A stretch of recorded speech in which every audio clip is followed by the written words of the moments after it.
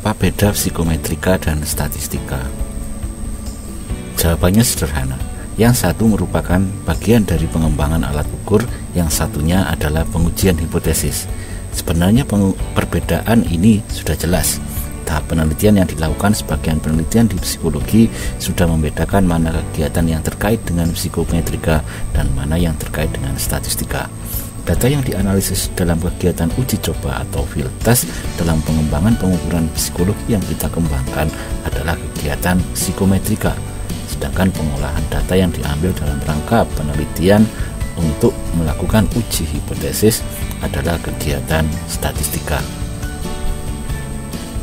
Sebenarnya perbedaan ini sudah jelas. Tahap penelitian yang dilakukan oleh sebagian penelitian di psikologi sudah membedakan mana kegiatan terkait dengan psikometrika dan mana yang terkait dengan statistika. Data yang dianalisis dalam kegiatan uji coba pengukuran psikologi yang kita kembangkan adalah kegiatan psikometrika, sedangkan pengolahan data yang diambil dalam rangka penelitian adalah kegiatan statistika. Meski keduanya memiliki alat yang sama, misalnya korelasi, namun tujuannya beda. Kalau kita sedang mengembangkan alat ukur, kemudian menguji cobakan pada sampel, maka segala kegiatan yang kita lakukan adalah kegiatan psikometrika. Misalnya mengkorelasikan item dengan total, mengkorelasikan skor skala yang kita kembangkan dengan kriteria, atau mengkorelasikan item dalam skala untuk menguji dimensionalitas alat ukur. Kegiatan ini masuk dalam ranah psikometrika. Kalau korelasi yang kita lakukan adalah mengeksplorasi data, misalnya statistik deskriptif, atau untuk menjawab hipotesis, misalkan masuk dalam statistika inferensial, maka kegiatan yang kita lakukan masuk dalam ranah statistika. Bisakah keduanya digabungkan menjadi satu? Bisa. Penelitian yang menggunakan pendekatan ini dinamakan dengan pemodelan persamaan struktural yang menggabungkan psikometrika dan statistika dalam satu sistem. Psikometrika masuk dalam model pengukuran, sedangkan statistika masuk di dalam model struktural. Dalam pendekatan SEM, psikometrika diwujudkan dalam identifikasi sejauh mana indikator-indikator atau item dapat merepresentasikan konstruk yang diukur, namun dalam statistika menunjukkan hubungan antara satu variabel dengan variabel yang lain atau satu konstruk dengan konstruk yang lain. Penggabungan menjadi satu antara statistika dan psikometrika juga terlihat dalam kegiatan tryout terpakai, yaitu penggabungan kegiatan pengembangan alat ukur dan penelitian pengujian hipotesis. Dengan kata lain, data yang didapatkan dari sampel pada tryout terpakai dipakai untuk analisis psikometris sekaligus untuk analisis statistika. Penggunaan tryout terpakai saat ini masih dalam perdebatan.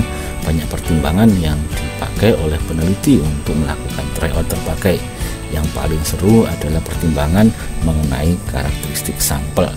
Kasarannya, kalau sampel kita misalnya orang-orang yang sangat-sangat spesifik, misalnya menteri, jelas tidak mungkin kita menggunakan 2 kali uji coba atau tryout atau field test dalam penelitian.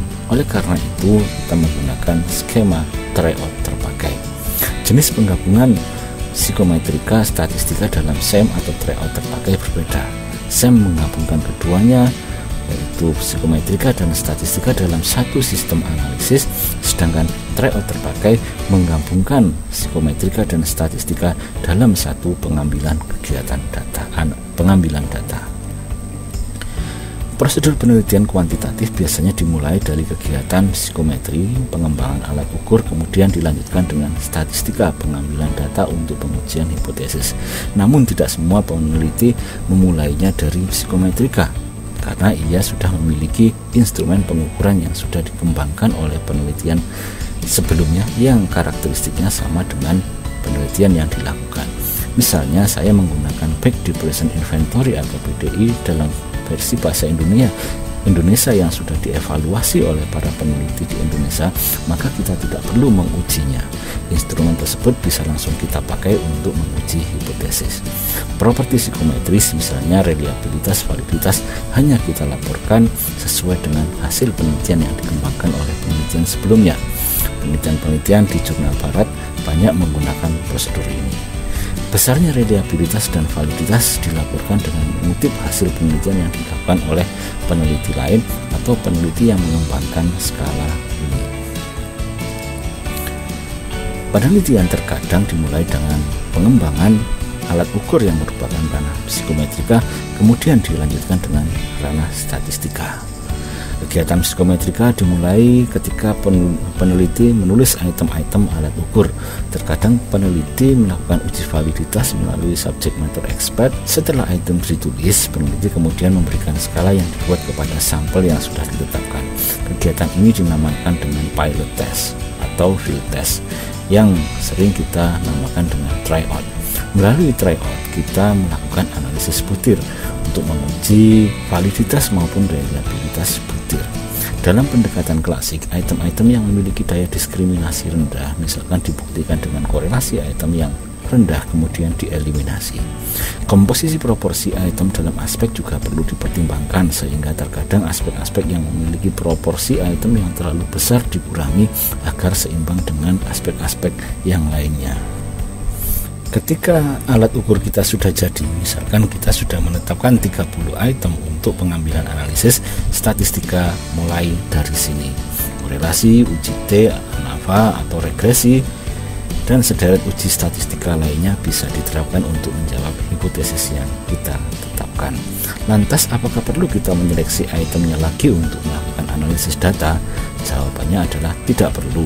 Kita sudah yakin bahwa tryout skala yang kita lakukan sudah teruji, sehingga item-item yang memiliki korelasi item total pada pengambilan data untuk uji hipotesis tidak perlu dilakukan.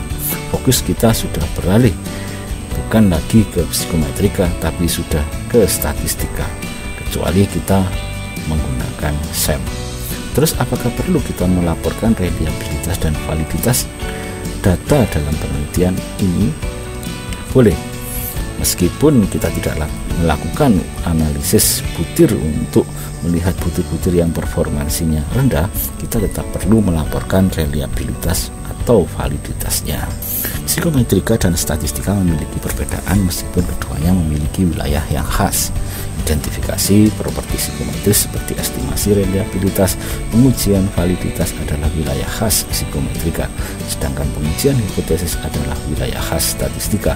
Meski definisi tersebut merupakan penyederhanaan, namun kita memahami perbedaan keduanya dengan baik melalui hal tersebut. Semoga bermanfaat. Assalamualaikum warahmatullahi wabarakatuh.